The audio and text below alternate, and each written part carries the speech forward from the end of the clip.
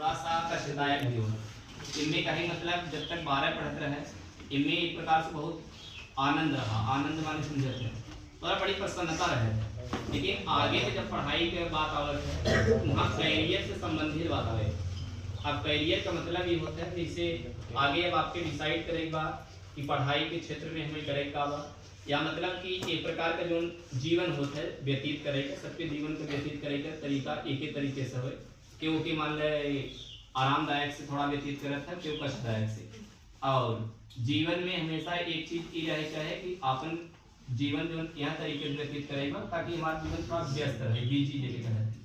अगर काम करत करत बिजी बा सुबह का शाम पता चलत ना बा तो ये समझ सबसे रियल और सबसे बेहतर लाइफ यही कहते हैं। जिसे अपने इस प्रकार से काम में व्यस्त है, पढ़ाई लिखाई या मतलब जो भी घर के काम काज बा एक प्रकार से उनमें अगर एक प्रकार से व्यस्त है तो बाकी काम में तोहार गलतियों में इस सब में ध्यान कम जाए। और अगर एक प्रकार से अपने आप के हमेशा खाली महसूस कर रहे तो वो आवे वाले समय के लिए थोड़ा सा काम होते हैं हानिकारक होते हैं, और उन्हीं से त्रुटि क्लेश और दिमाग में अलग प्रकार का एक टेंशन कहते हैं, टेंशन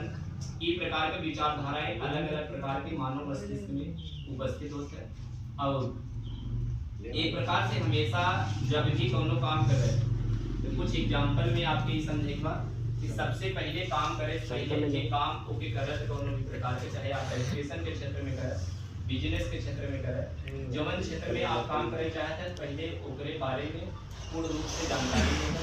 जानकारी लेने के बाद कुछ समय अपने आप के लिए मतलब एक सही प्रकार का टाइम देगा। टाइम देने से ऐसे ये लगता है कि हम जो कर रहे हैं उसमें किस प्रकार का परिणाम होता है। और परिणाम काम करने का मतलब कि जैसे बताए कि ये आने वाला जो समय होगा